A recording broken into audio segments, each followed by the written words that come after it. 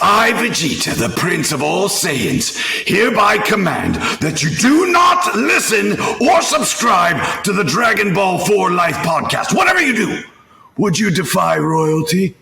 No! Bye!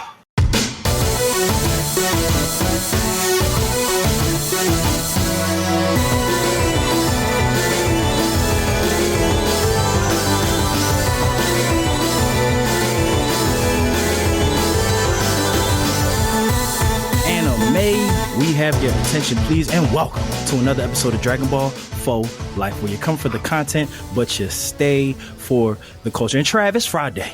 You know what that means. We have another brave challenger that has decided to answer the Dragon Call. But before we introduce our very special guest, you know who we be. The deadliest backcourt in Z podcasting industry, a.k.a. the Mon Gods, a.k.a. the Fusion Dance Dons. I go by the name of Bro Jeter, the Prince of all Sayings, Miss Matthew Porter, a.k.a. Matty Ice, here with my counterpart, the Oob to my Majin Buu, my Dende One, growing from the lookout to the cookout of Mr. Troto Trav. Talk to the people, Trav. Is this thing on? Testing.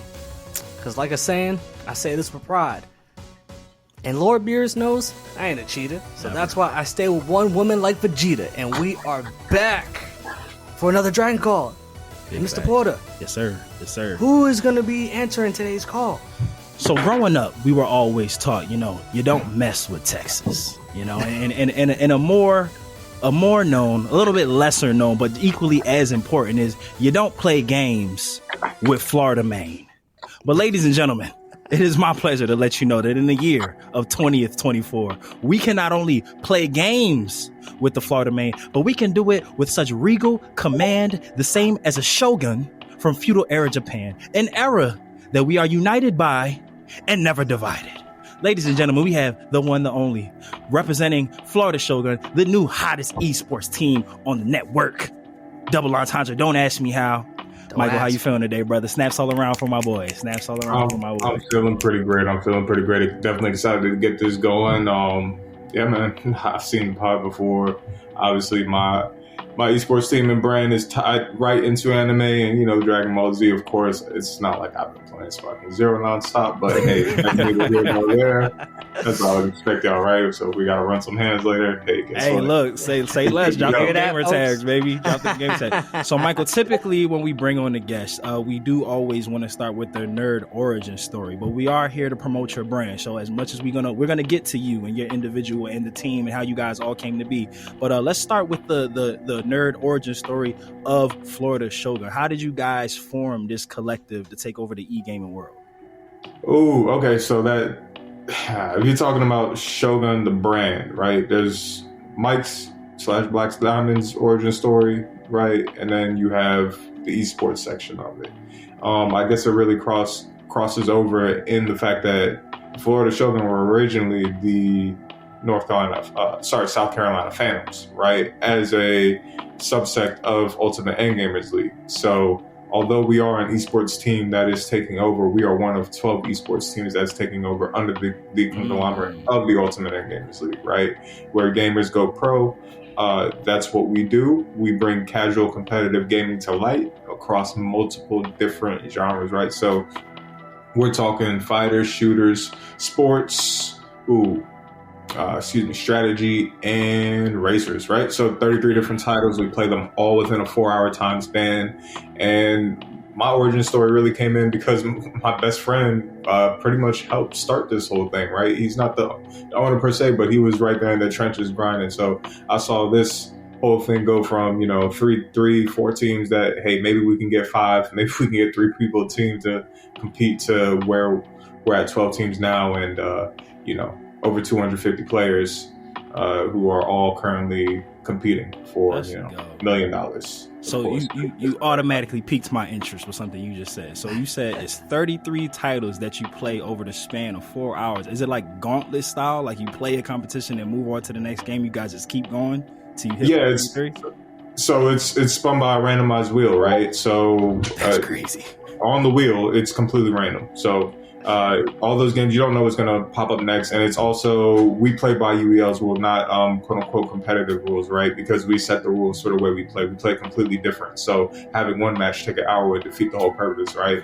So we bring a lot of innovative a super big innovative nature to esports, and really we've turned it into an actual sport, right? If you look across esports, it's not really a full-on sport. It's splintered, right? Everybody has their fan bases and kind of just tap in there, and then when the game dies, it dies. We don't die though.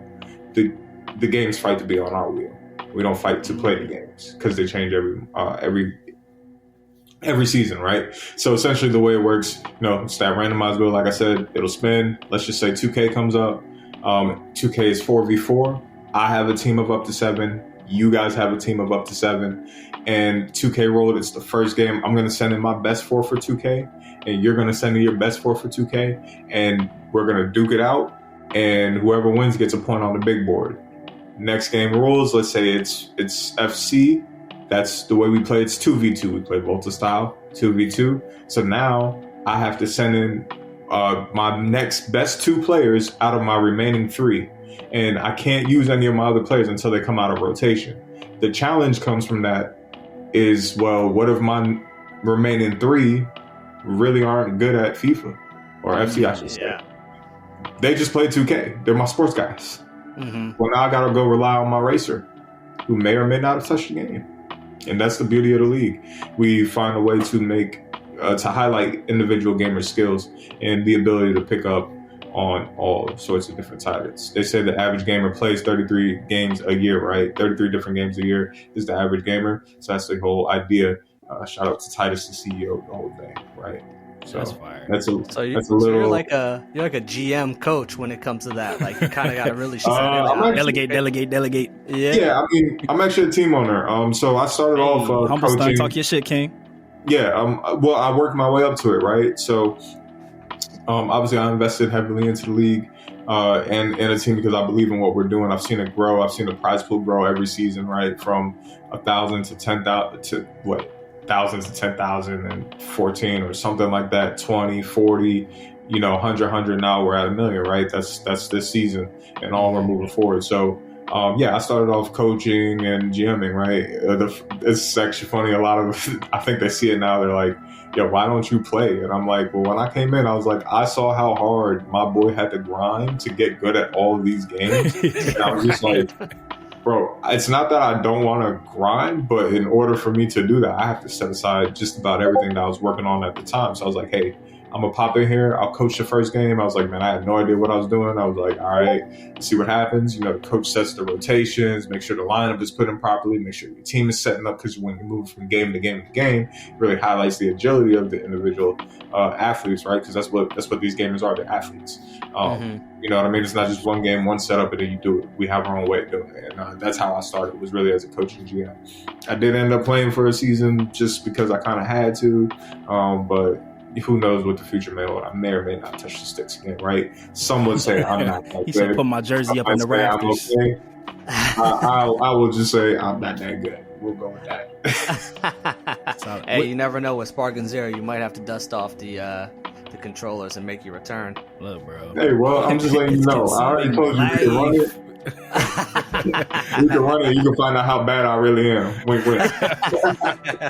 Look, you know what it is, Trey. He the ringer. He like, yeah, guys, I'm not good at games. Gets in there and starts waxing motherfuckers. Coming with Yajirobe cooking motherfuckers.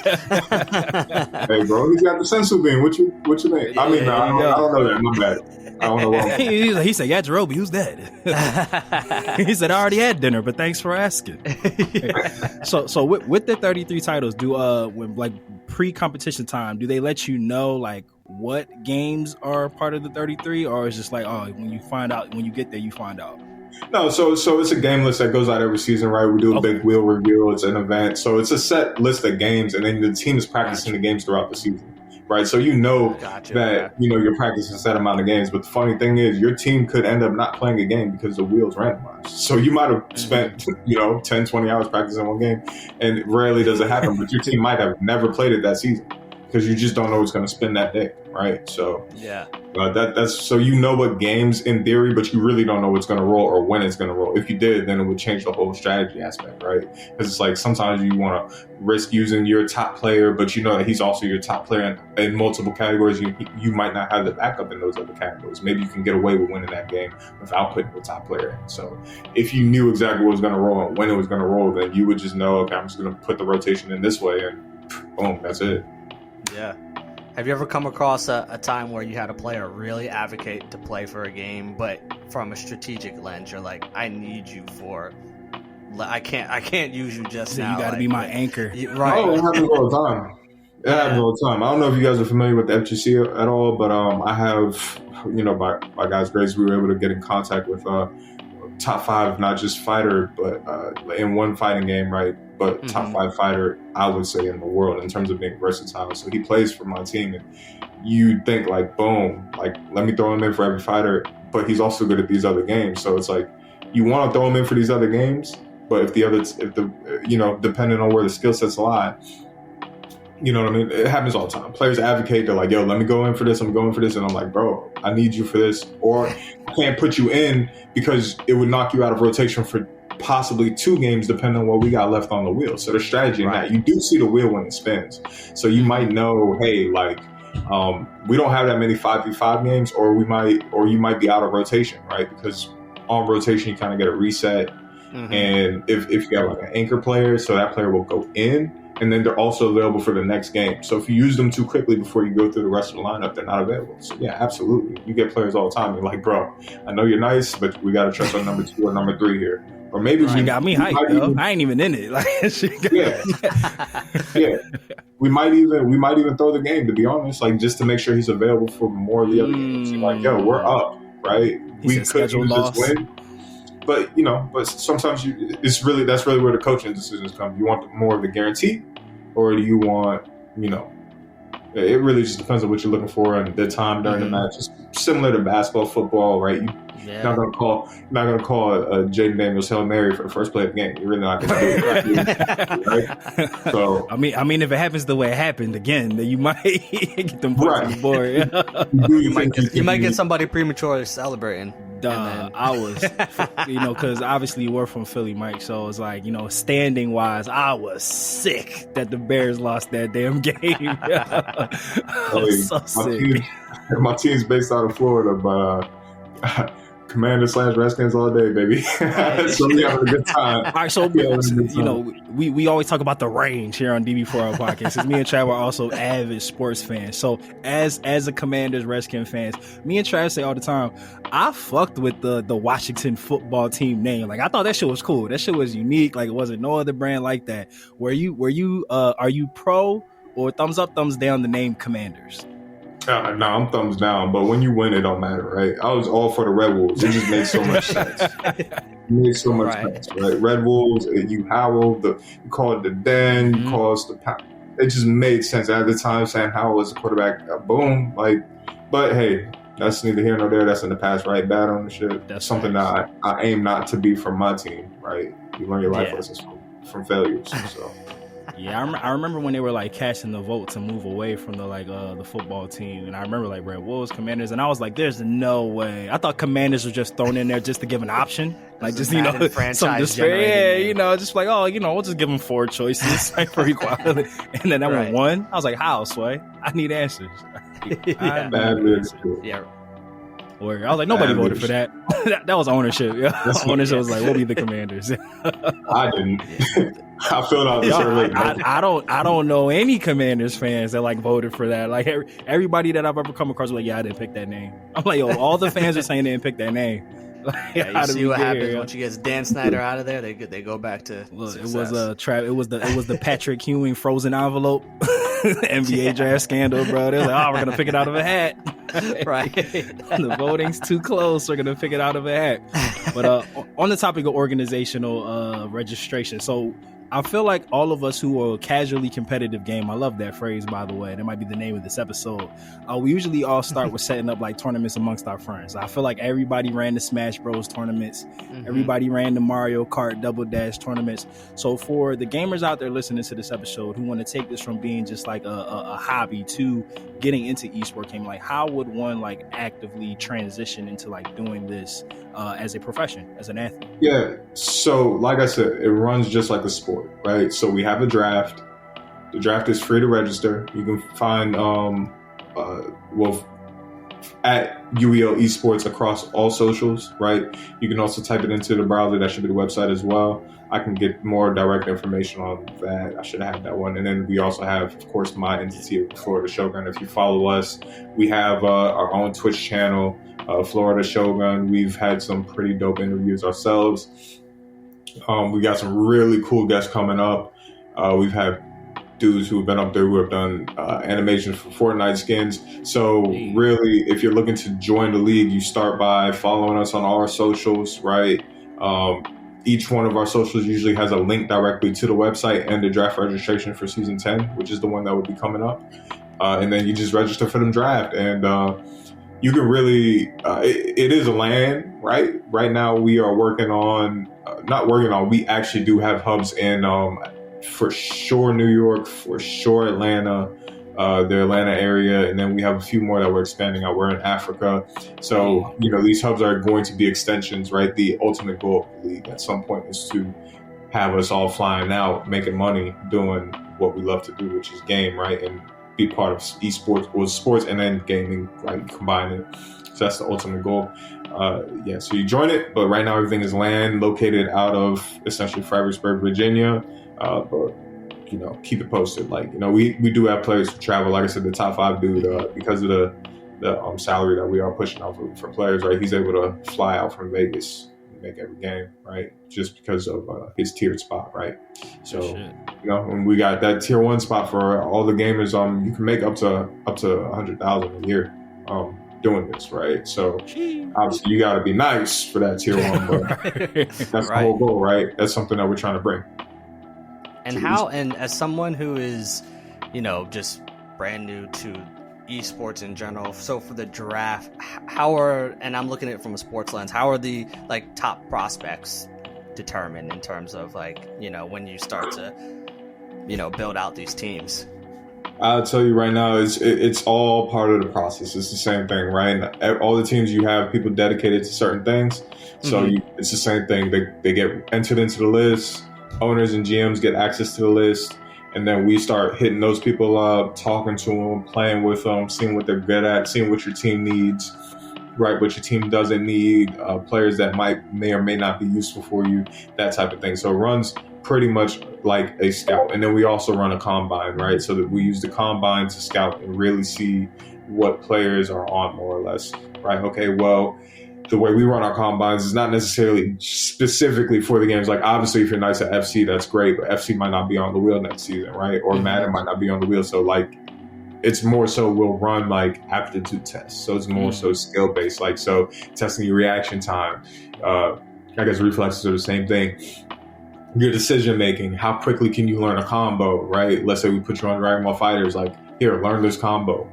How quickly can you decipher information? How well do you take to coaching? That's what our combine is predicated on, more so the skill and the art craft of gaming as opposed to individual games. We know we're going to get people that are nice at the individual games. There's no doubt about that. But when you're looking at, it's really more of a mentality when you're coming to this, because think about it.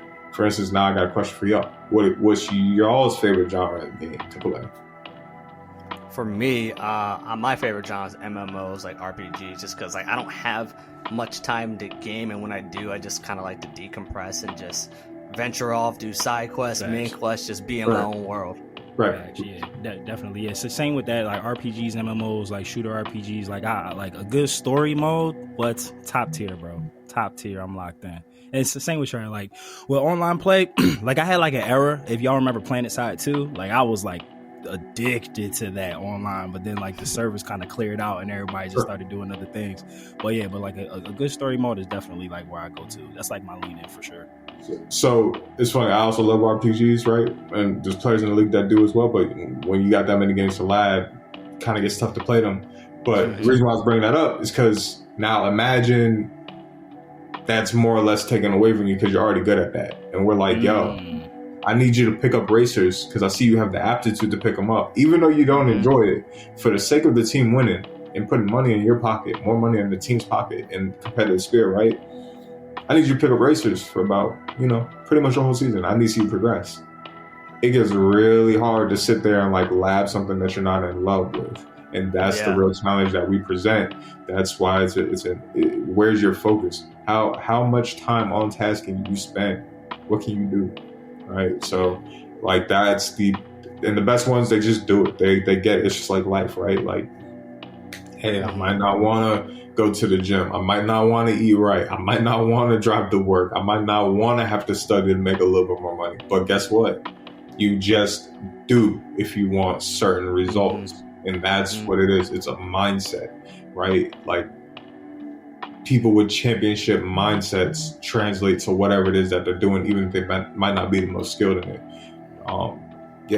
The other key is recognizing what you're not skilled at. So even when you do lab something up, you need to understand where your ceiling is and the fact that you might just need to be a filler person and just get to a competent level, right? But that's what I love about the league. When you really sit down and look at it, the layers are insane. They're insane. Yeah, no, that's nuts. And to stay with your example of races, like I feel like in a weird way, so it's no secret, Hitchrider, I'm like toxically competitive. Like it's an issue. I address it in therapy. but I can imagine that like to use racers as an example, I do like racers, but if I was somebody that didn't, weirdly, I could imagine from a competition standpoint, that might make me like be better at that because I'm mad that I got to do it. Like I'm like, all right, fuck it, come on, it's for money. Like whereas like if it is a game that I do love to casually play, like for my fun time, I might go into it with like a for the love of the game headspace in a competition, which isn't always the best headspace to be in when you're trying to win. But it's just like, all right, Matt, you up for this race? Like, fuck, all right, let's go lock in. Let me get this shit over with, bro. So I think that's actually like a crazy going to the player coach of the year. I think that is like I said, this shit just gives me hype. Like just talking to you about everything with how the league is set up, because it's like I would have never thought to put it together the way that you guys have put it together. Like like typically when you think of like esports gaming or gaming competition, it's like a singular game. Everybody grinds to get good at it, whether it be like Street Fighter or Dragon Ball Z fighters, like you said. And then it's just like, all right, who wants it more? Who's better? Meet me on the sticks. But like the way that you're doing it, like it's a whole mental part to it that's nuts. Right, and it's the top 0.001% of like those people who play that game, right? So like what I try and do with the Florida Shogun is really impart that, because to be honest, I have pros on my team that participated in other pro functions. So it's like getting that mentality to translate over, it's very different for them, right? Because they're so used to being locked in and being that top tier in that one game. But one thing that typically happens, if you look at esports, there's really only 10 games or so that have been popular for more than 10, 15 years that stay on the esports scene. So once that game dies, like where do you go? Nobody cares anymore. It's hard to build a brand off of that, right? So part of what I'm doing, not just for the league, but specifically for the Florida Shogun, is I'm trying to have, well, actually I got my fiance, she's dope. She helps set up all the socials and stuff because she's great with that, right? So we're really just trying to get people to our platform for the Florida Shogun ourselves. That way we can build that fan base out and get people to fall in love with what we offer as a team, a product, right? So shout out to my two road dogs, right? My social media mavens, right? My host, Dad Hat Tony and DZD, right? They've been hosting the show every Wednesday, right? We got it right up there. You enter the temple, right? It's the Shogun era. What that really does is it allows people to kind of get introduced to the league and what we do, but also get familiar with just a couple components of our team. And we've done interviews with our own team members, and like I said, hopefully as this relationship grows, get some of my guys up here and they can talk to you about the perspective of the player, right? It won't always be perfect, right? But my goal is to grow them. This isn't really about me, it's about the brand, right? I'm just the head of it, but I'm nothing without them. And then one thing that I want to just go back to real quick that I think is super important. I mean, just everything that you just laid out, I think is essential for anyone that aspires to venture on this career path. Is number one, you had mentioned mindset, because, you know, I think that there's still probably a subset of people that are out there that, you know, they want to pursue this career path, but in their minds, they could be thinking, oh, I'm extremely nice at this game. Yeah, I'm going to just go this route and I'm going to make some coin off of that. But at the same time, it's like, you also got to understand there's a whole world of people that are playing the same game. But also, like you had just mentioned there earlier, is that, all right, what if we're not playing that this season? What else? What else can you pick up quickly? And it's important to hear that, because it's truly a business mindset, because you don't want to be, you see about companies all the time that lay off employees, and, you know, once their business unit has been removed from the organization, and it's those that are able to take on new roles and responsibilities, learn more, that's who they retain. And so I think it's important that, you know, in the way that you're speaking about how the Florida Shogun is ran, it's like, I think it's important for people to start thinking in that mindset, because it's not simply just, you know, we're now in a world where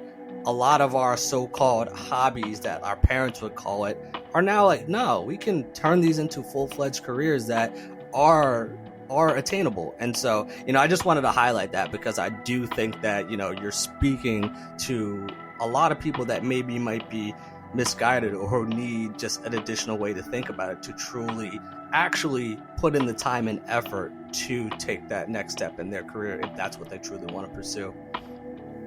Facts. And try, because we kind of use the example regularly with podcasting. Like, a lot of people think it's just turning on a mic with your friends and having a conversation. And a lot of, like what Michael was just saying, and try back on your statement, like, there's so much that goes into this, like you were saying, Mike, like with your team, with the social medias, with the presentation, with the advertising, with, you know, the recruitment, and just like fan interaction. Like, it's time consuming. Like, when people don't peep, like whether you at these competitions with your team, or whether, like, you know, we're doing these interviews with people like you, like, essentially this is the finished product. Like, this part of it is the last part of it. Like, so much went into this, like with the pre-interview calls, us connected through social media and whatnot, what have you, just, you know, the acumen and the synergy between us, like having this conversation, even just being able to just, like, you know, keep the conversation flowing while making sure that we, you know, promote and championship like your brand and ours as well. It's just so much that goes into it. So I just want to say, just like from everything that you're saying, like, if anybody hasn't told you today, we're proud of you, brother. Like, what you're doing is seen. Your mission statement lined up so much with ours, and I just wanted to touch on that really quick. You know, like, we go through your social media page, we go through your main website, and there's a lot of people of color on there, and it's a beautiful thing to see. And like with our mission statement, me and Trav have always said, you know, we wanted to create a safe space for all nerds, for sure, because nerds come in all different shapes, sizes, and colors. And I feel like gaming, along with sports, that's why we love it. It literally brings people together. But, you know, not to alienate the audience, but obviously we are voting for everybody black. So to see you doing what you're doing, is that lost on you, that like you're the head of an esports team that's doing it big, and you're also a man of color? Like, do you hold that responsibility very near and dear to your heart? Believe it or not, I'm more of a equalist, right? I tend to stay away from identity. Because I think that as an individual, it tends to put people in a box. Mm-hmm. Then you can start to essentially disassociate from people. So it's not that I don't, like, for instance, like, just to give you an example, if I see a black quarterback, I 100% root for them, right? Because I understand what the history of what that looks like and where we were downtrodden. But as a black business owner, yeah, of course, like, that's my goal, but like, I don't want people to identify me as such, if that makes sense, right? It's a goal, but it's not really a goal. It's more like, I just want to be excellent and set the example. That way, it doesn't matter who's looking at me. They're looking like, oh, okay, that's a successful person, right? And I get that that's not the way the world necessarily works, but for me, I think it's really important to kind of be an independent thinker. And for me personally, I found that whenever I lean into identity, I start to think more of a conglomerate, and then my views are very skewed, right? I think it's very tough in this world to do things without, right? We're tribalistic as humans by nature. We love community. Family is important. Who your closest friends are important, right? Even though friends are meant to come and go, family is supposed to be forever. We know the world is not perfect, so it don't work like that. But I take that approach into my business as well. But I'd also be lying if I said, hey, when I'm sitting down with somebody and trying to talk a business deal, they don't see me, and that they feel the same way I feel, right? So in some instances, yeah, you have to work harder, but like, who doesn't have to work hard? Like you said, all the stuff that goes into this, like it is what it is. You know what I mean? Like at the end of the day, but one thing identity doesn't do is it doesn't define my excellence. My excellence will define my identity. That was a bar. That's facts. And just like you said, being a man of color in this space, kind of to coincide with what you're saying, like it doesn't necessarily, like you said, like it's a goal, but it's not the goal. Existing in this space is the inspiration. So it's just like you doing it by just doing what you're doing. So, you know, like exactly. We applaud you. If anybody hasn't done it today, we want to make sure that we do it. But to bring some fun into the interview, do you have like a go-to elevator story of like an esports gaming moment that either happened to you or one of your teammates that's that's something that you just kind of have on standby to share with us? When you say go to elevator story, you mean like an elevator pitch? I don't know. Not the pitch. I mean, if you want to pitch it and sell the brand, please feel free. That's what this whole episode's for. But just like you know what, like a party story, like hey, tell us a fun story about an esports gaming moment that you had. I'm not gonna lie, y'all might have me stumped there. I can think of something, but y'all gonna have to listen to me talk while I think. Bro, when I tell you, like 40% of the things that me and Trav do, like we'll start the thing until we get to the point. So sure. We got you, bro. Well, I think really it's you find more.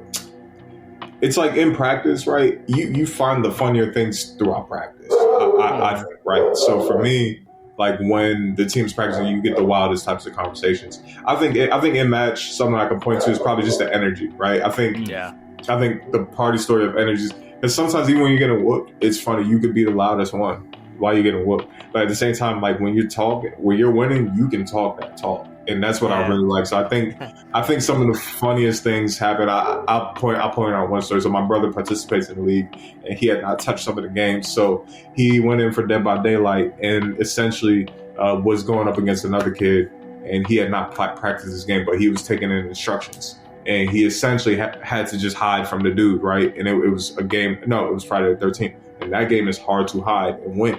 So he went and hid, but the whole time he was hiding, he just listened to instructions. They were like, yo, go hide here, you're the last one.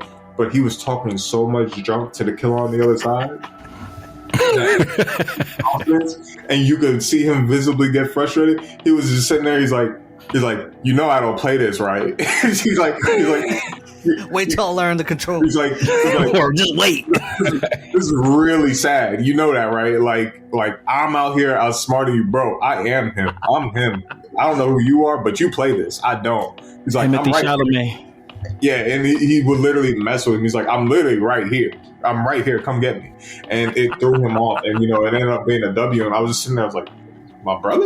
I mean, I knew he was good, but I was like, that was fire, right? So, but that's one way to psych somebody out who, right, that's the element that you can bring, like the trash talk, the competitive nature. It creates for a lot of funny moments. It really does. Like, and then just the good-heartedness of a lot of the people throughout the league. Like I would say one of my favorite things about the league is just the people I've gotten to meet and how much fun we have like during competition. I think that's so. Hopefully that's a good enough story. No, that was perfect. That was perfect. But with your brother being on the team with you, Trav had mentioned it a bit earlier. Like a lot of times, like whether it's podcasting, gaming, or these like not typical 9 to 5, and I'm bunny quoting for people who can't see me in the video. Did you guys have like familial support, like when you decided that you wanted to like turn this into a career, or was it this typical like, you're going to try to get paid off of that? No. Old school, right? Like, for me, it's my hobby, right? It's my hobby, even though it's something I've obviously invested into, put time into, spent hours doing exactly what I want to do. It's one of those things where, I look at it as more like, let me tell everybody around me and anybody that wants to be a part of this, the goal is to make it grow to a point where it'll be one of the best decisions they ever made. So my mentality is, yeah, even if I don't have support, it's what I want to do. So anybody that wants to do it around me can just hop on board, and then we can grow together. At the end of the day, not everything is meant for everybody. I can convince you till I'm blue in the face, but what does it really do if you don't want to do it, right? So, no, the familiar support is more like, okay, well, what are you doing wasting your time over here? But that makes you work harder, bro. That doesn't really matter, though. You know what I mean? Like, that's what they said about the NBA when it started. That's what they said about the NFL when it started. You know, these dudes were working 2 jobs and running out there and getting in a car collision with leather helmets. So, like,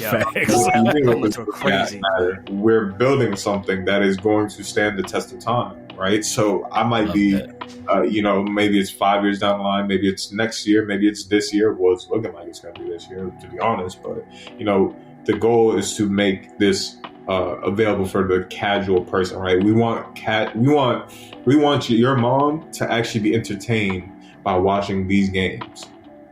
And just to kind of circle back, that's really, to me, the issue with esports, right? I have a top 5 fighter in the world, and he is recognized for sure. I watched him growing up. We're cool now. I watched him, so I knew him, so I cared. But if you go down the street, the only people that care are the people that are into that. We're trying to make it to where it's like, okay, even though you might not care about basketball, you'll flip the match on. You'll flip one of the 4 from the weekend on, right? And just be like, oh, let me just tune into this and watch the competition aspect, which is the goal, right? So in Florida Shogun, I'm hoping you see some entertaining things, or at least you're entertained by what's going on, right? And the best part about it is, like, even if you have super high level people, right? You can only get so good at a game when you have an allotted amount of time to get good at the game, right? Now, your aptitude and how fast you pick it up and how good you get might be up to you, but what might take somebody 40 hours will only take the other one 10. Now, how that's divvied up, but in order to become an expert at those things, it might take 400 regardless. In order to hit that expert level point, you essentially have to spend all the time that you're spending on all the other games that you're practicing on one, and then hope you get to that point. Yeah, that's what makes the league dope. And I had a question too that came up as you were talking about just the dynamics of players on your team, you know, with your brother trash talking and everything. But have you ever had a season where the chemistry was off amongst the team and you had to navigate through that? For sure. And how do you go about that? Like, how do you go about like managing that to try to build team morale or try to, you know, get 2 personalities who may not be on the same page, you know, kind of at least come together for the sake of the team? It's just conversations, brother. That's it, man. Like, at the end of the day, like, not everybody's gonna like everybody, right? For instance, you got 2K dudes playing with, you know, League of Legends guys. Like, That was a beautiful analogy. I know exactly what you mean when you say that. Right. These are 2 people that will not interact. Or you have dudes who only played Smash, and we know that's a very segregated group, more or less, because that's all they'll do for the most part, coming in, and now they have to learn other things, right?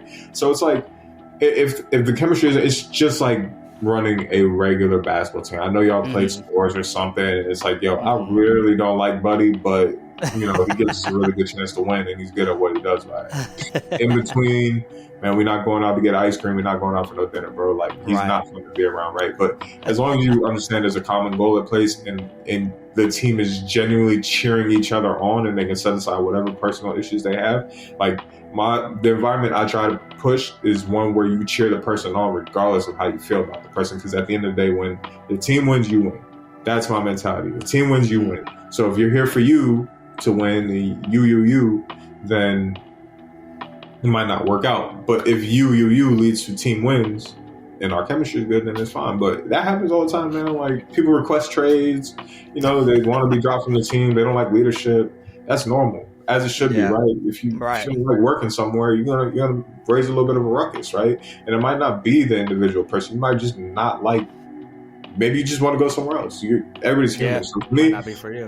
Yeah, for me, it's just communication and transparency. Those are my 2 main things. I'm gonna communicate. I'm gonna be transparent, and I'm gonna give you a chance to prove yourself to me as well. So it's like, if you say you're gonna do this, do it. If you say that, do that. If you say you're worth this, prove you're worth it. Okay, fine. I'm going to trust you. Now, I might get burned, and when I get burned, well, I mean, sending you to the G League, brother. It's friends, you know.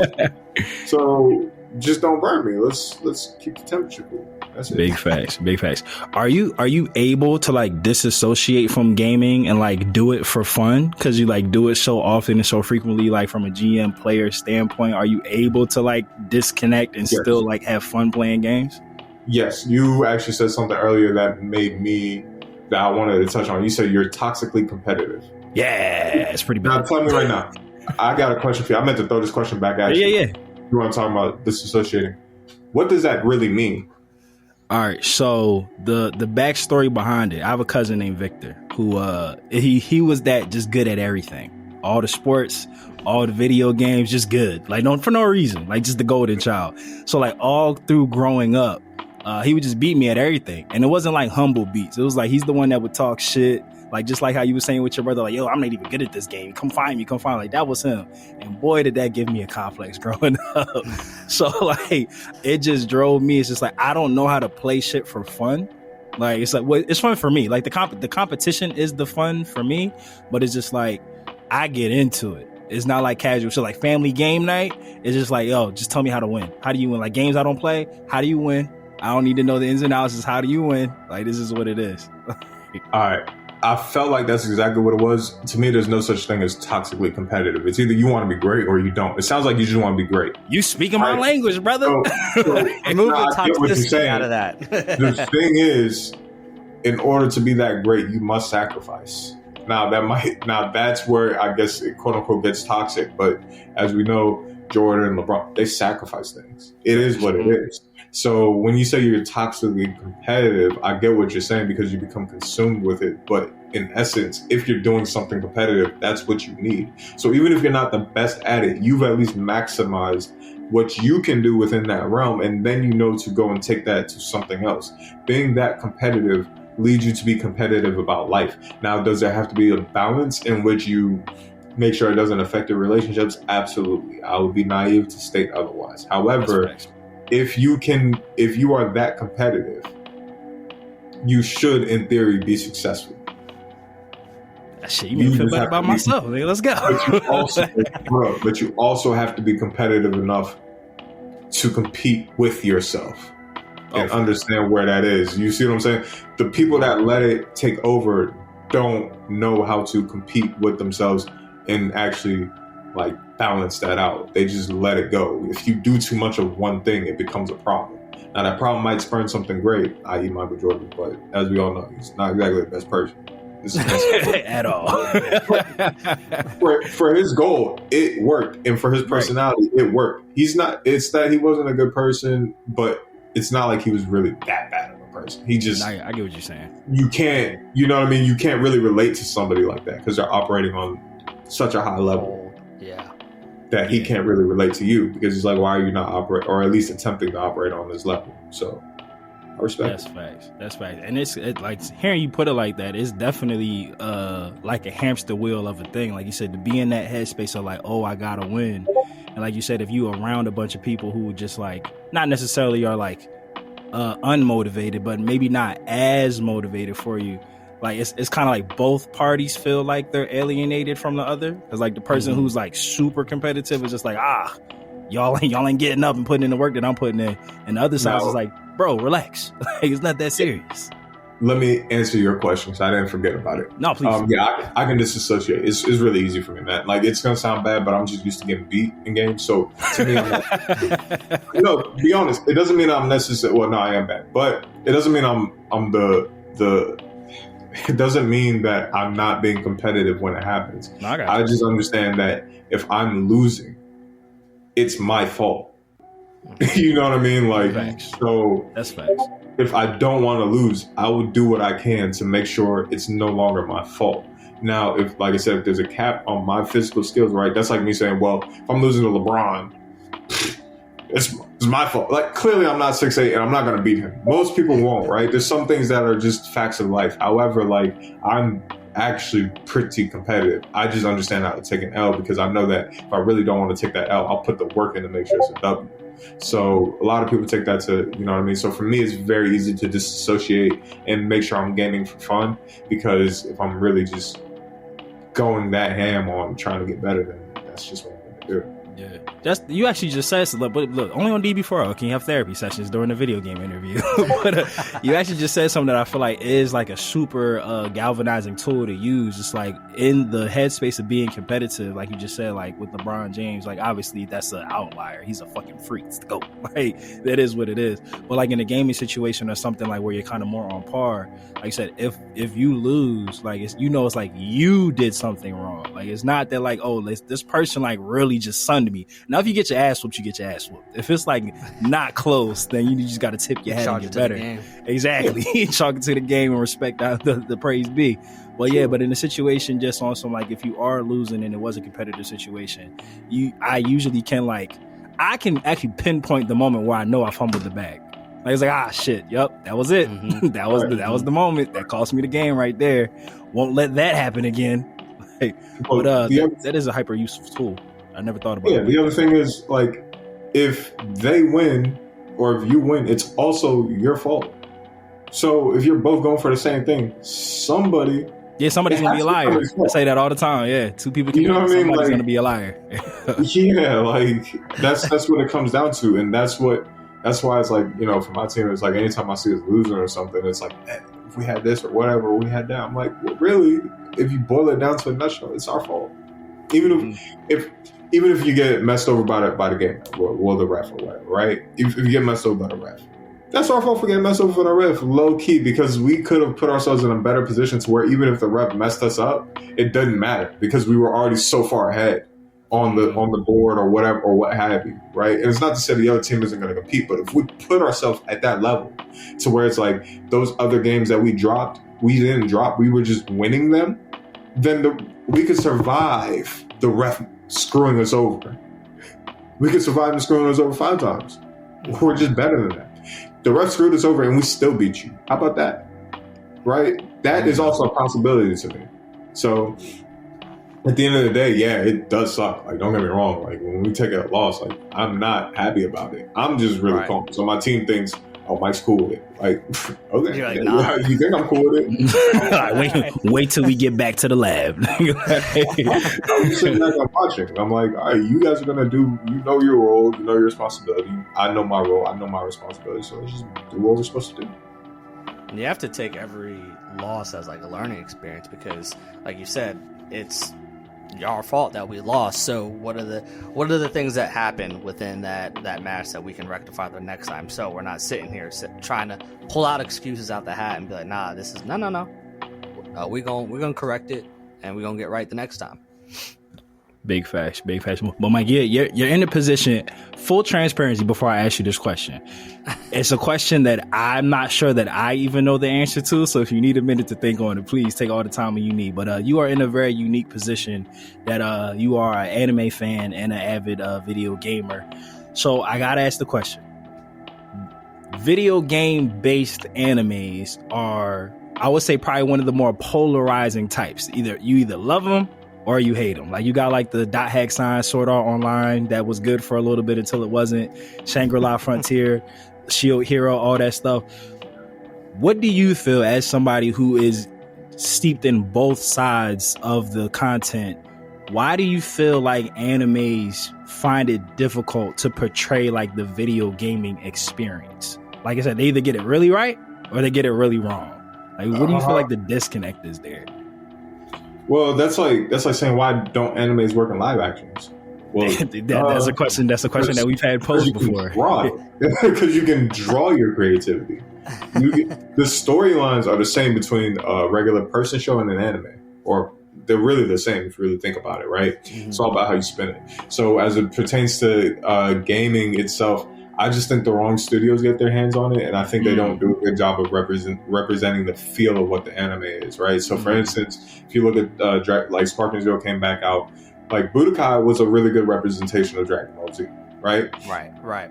But it was still 2D. Well, it was 3D, but it was still more of a 2D setup, right? So it was an arena fighter. but it was successful enough to get all the way to Budokai 3, where they essentially nailed and perfected the craft.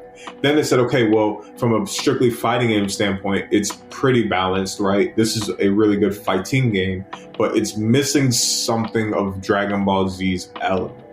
Then the Tenkaichis came out, where it was a full arena fighter, and it felt like Dragon Ball Z. Even though it's not balanced, and they pushed it all the way to Budokai Tenkaichi 3, and now Sparking Zero right here, even though that's the original name, nerdy, okay, cool. But they did a great job of encapsulating the fact that, yes, the game is not balanced, but it still feels fair. Even though it's clearly, some things just aren't fair, right? Like there's loops and things you can break. But in terms of, hey, I saw Dragon Ball Z last night, I played a game that made me feel like I was Goku. They're missing the emotional connection. If you're going to make the game broken, you must make it playable. You must make it connect to the same fan base. That's why things like Jump Force didn't work, because you can't. Arena fighters traditionally... I had such high hopes for that game, too. Everybody did. The Ninja Storms are good, but they're also broken, so nobody takes them seriously competitively, because in their essence, they're a fighting game, right? Sparking Zero is not going to be fully taken seriously competitively outside of the fact that the game is just so popular, right? That's why Dragon Ball FighterZ is taken seriously as a fighting game, even though that has loops. It's because it follows the traditional rules of a fighting game, and to me, it doesn't really feel that much like Dragon Ball Z, even though it's the characters. It feels like, okay, I hit a combo, and yeah, I see the animations. It's clearly Dragon Ball Z because the stage exploded in that aspect, but it's missing the ultimate feel, right? And I think that's what anime games animes miss when they port them over to games, is like, okay, if you're going to make this arena fighter like the My Hero one or the Demon Slayer one, like the Zatch Bell one was a great example way back in the day, because that game felt very like Zatch Bell-esque, right? It felt like, okay, this is an arena fighter where it feels balanced. Now, see, I might have just been bad and I might not have found all this stuff and it might not have been competitive enough. However, they just need to make sure they capture that emotion and make sure you feel like, okay, I'm playing this. There is balance to it. It feels like I'm winning off of skill and not just because I picked a better character. There will always be an element of that because that's just what comes with it. I just think they need to balance the arena fighters out a little bit more. I think if they balance it out more to where it's not such an obvious advantage that's insurmountable, those games will survive. Like even just to go before I stop, Sparking Zero, obviously Super Saiyan 4 Gogeta, it's like an unblockable super. You have to time it, right? Yeah. That type of stuff needs to be toned down a little bit to where it's like, okay, you should be punished for being bad. That's right. It feels like you don't get punished for being bad, and that's where they really disconnect. It doesn't. That makes a lot of sense. And you can be trash and still win, right? There still has to be an element of you're trash, so you're not going to win. Right. It's still that, but at the highest levels, it's such an advantage.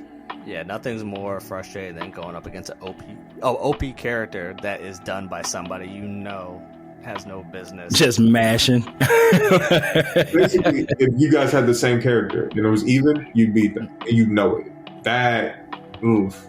Yeah. But it kind of has to be that way, right? Because Super Saiyan 4 Gogeta is like, that is how the anime would play out for sure. Yeah. But if you're porting it to something where I can touch it, that's a little different. The anime is supposed to be like that. So they did a good job of capturing them, which is why the game's still popular.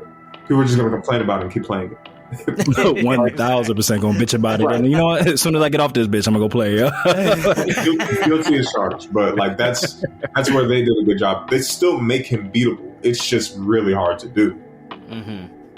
So while we're on the subject of anime, before we let you go, always got to ask our guests, what is your favorite anime of all time? And then what are you currently binge watching? Man, okay. That's a tough question. So if you have a list, if it makes it easy, you could give us a list. I do have a list. I'm always conflicted about this, one, because there's just so many to choose from. And two, because some of the ones that would be my favorite weren't done properly as animes, but I genuinely feel like if they fleshed out fully, they would sit in my heart. Oh, I want to hear these. The two that I can point to as purely as anime, well, I'll say anime and manga combined. Yeah. Definitely Hunter x Hunter. That would have been my favorite if they could just finish it out.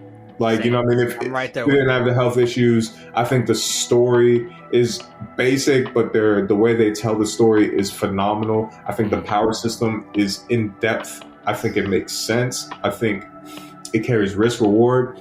And I think the world is big enough to where if they wanted to make it 800 episodes, they could. So that's definitely it. I think like dream scenario. And then Tokyo Ghoul, they 100% butchered the anime, even though it's still a fun watch. You're like, yo, if you read the manga and look at the parallels and how in depth the storytelling is, the whole thing is a tragedy, but it's like, man, it's so deep. And if they were able to ever flesh the story out properly, it'd probably be top 3 for me all time. And then obviously you got One Piece, right? I haven't been watching recently because I've been busy, but once I get back to it, One Piece is like the first one. Love One Piece. Big One Piece guy, actually, yeah. Big posters, that whole thing. Like storytelling, world building. Like I said, basic shonen, not complex story, but the way you tell it and the way you make me connect the characters is important. Then what's another one that I really love?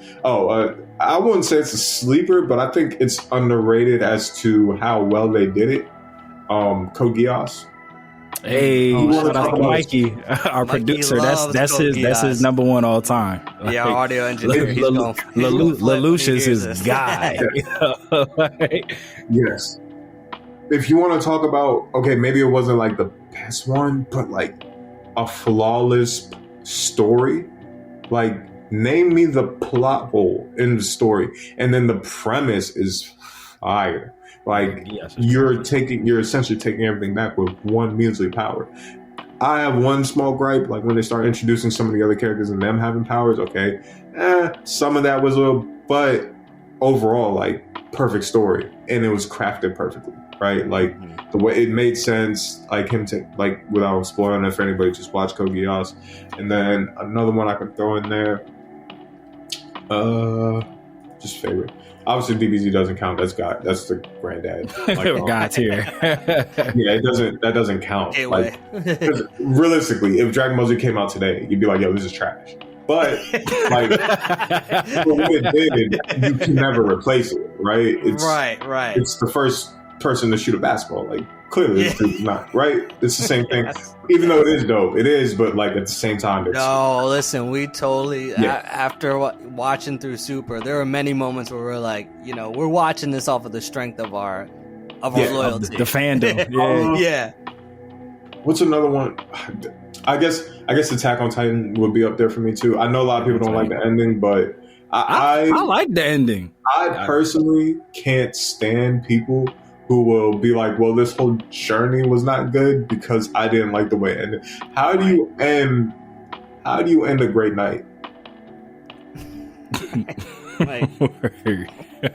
do you do it? Like, you know what I mean? People, it's never like you can end a great night in a good way, but at the end of the day, it's still ended. You know what I mean? You don't want it to end because it's so great. I think the storytelling in Attack on Titan was great. I think it was great. I think a lot of people just like to complain about greatness, right? Yeah. They see it's doing great and they're like, oh, well, I didn't like season 2 and I thought this, but I'm like, for me personally, every season was great. Like, I thought it all layered together. Some people like things to be fast paced and stuff, and I agree, but like, setup is important. If you have both the carnage and the storytelling, it's sometimes going to take some time to get back to the carnage. The reason why episode 1 in Attack on Titan took everybody by storm is because you were like, what? What do you mean they're dead? This was the first episode. And that's the whole thing. So when you start off like that, and then the first season is just so hyped, it's like people compare you to that standard, but does that really make sense? Nah, bro. Does it really make sense? You get to the later seasons and remember all the Easter eggs and everything that was built up from the earlier seasons. Oh man, you're just Bro, And Aaron's writing was great. attack on Marley might be one of the greatest episodes of anime I've ever seen in my life. Yeah, it's like how that smart. shit was crazy. When he fought Oh the my Warrior God. Titan, He's that so shit was nuts, bro. Like, So you're trying to tell me that it's like Mass Effect 3, same thing. So you're trying to tell me because you didn't like the end, the whole thing is not good? Get out of my face. Right. I mean, that's how I feel about Game of Thrones, but it's very specific to that. Like, Yeah, I agree. I do agree with you. For 99.9% of the time, a bad ending isn't bad enough to ruin a show for me. But that fucking season 8 of Game of Thrones, And realistically, it's only a bad ending because the ride was so good. If it was just a regular show ending that way, you're like, okay, end it. You know what I mean? You wouldn't hold it to that. Like, and then when you get into the politics that David and Dan pretty much gave up on the show, it makes it that much more painful to watch. But it's like, I feel so betrayed. I think people just have unrealistic expectations. That's really it. Like I said, how do you end a great night? How do you end a great song? You don't want to end it. Exactly. That's facts. Damn, that's bars. We clipping that. We clipping that, Mike. But we can sit here and talk to you all night. And we always say on this podcast, once you come on once, you are a forever repeat guest. So before we let you enjoy the rest of your evening, please let everybody know where they can find you, how they can support, where they can follow, all that good stuff. And what's up next for Florida Shogun? Yeah, facts. Oh man, well, so we got another game this Friday, so you can tap in on Twitch, YouTube at UEL Esports. They stream all of our stuff. Follow us at Florida Shogun. You can follow my personal at Black Diamond 29 on Instagram. That's what I usually use the most. So follow me there. And then I'm not gonna give out my Facebook or anything, but Instagram definitely find me. And then Florida, and then I think it's shogunera.com. I can shoot that to you guys and put it out to the listeners as well. Yeah, we'll make sure we include it in the episode description for sure. For sure, yeah. And then that's pretty much just where you can find me. You can reach out directly to me. I'll talk back, especially for anybody who's trying to, you know what I mean, connect us, get this to grow, get some more sponsors on board so we can get this in front of trying to build. Get this in front of the world, more or less. Grow this whole thing. Because I think, before I do get off, I think UEL as a whole has the product that esports has been missing, is the actual sport and inclusivity aspect, right? We're not sectioning things off, we're bringing everybody in. Mm-hmm. And I think it's just a matter of people actually paying attention and really checking out our streams, man. Big facts. I do want to just end on one thing. I don't want to get stuck here, but you said something that I really wanted to highlight, but then the conversation continued and we were like really rolling. When you were referencing, making this accessible for somebody's mom just to turn on the channel and watch it, I feel like the showmanship of e-gaming is something that is missing from it. Like when you had said that, I immediately started thinking about like the Masters or the World Cup or the soccer championships. It's like casually, I'm not a tennis fan. Like I watch it. Like I know some names, Andre Agassi, Serena. I know some names, just through sports. But like once those Masters, once those championships come around, or even golf, like once Tiger back in his prime was coming up, that was a global thing. Everybody tuned in to watch. So it's just like you being so hyper aware to say like, hey, like, this is a sports competition. Let's also bring the showmanship, the pageantry, and the accessibility to it to make it like a watchable product. I feel like that is the missing ingredient. And the fact that you were able to tap into that, I see nothing but amazing things for you guys in the very near future. I just wanted to make sure that I highlighted that before we close this bad boy out. Appreciate it. Yeah, no, that's the goal, right? We're still working on getting there, but that's the goal. Like at the end of the day, we know that's what's missing. It's personalities. People fall in love with personalities, not the actual thing. The thing is cool, but the personalities carry it. Facts. Yeah, drive it all. Well, I can't think of a better way to end this shit than that, bro. So, lifers, we call you guys the lifers because you quite literally put the L into DB4L, and we know that we can't grow this spirit bomb without you. So lend us your energy by way of likes, subscribes, 5 to 7 star reviews if that's possible, follows on social medias and YouTube and all that Jupiter Jazz parts 1 and 2. And the easiest way to do that is by clicking the all-powerful link tree of might in the episode description below, and that's where we will put all of Florida Shogun's social medias and ways that you can support and pour love into this brand there. And like we always say in the Kame House that Toriyama built, whether you watch it or you read it, we all need it. So open up your nerd eye and we will see you next time on Dragon Ball for Life. Dodare. Shout outs to super producer Mikey and Dragon Paul GT. And congrats to Paul, married man on his honeymoon right now. Congrats to the guy. Shout outs to you, Paul. Shout outs to Mikey. And shout outs to Yali. All caps. And Layla. And Ashi. And Tay. Later, nerds. We out. Wow. Mortals, listen up. It's your god of destruction, Beerus here. Subscribe and follow the Dragon Ball for Life podcast, or else you shall be erased from existence. Hakai.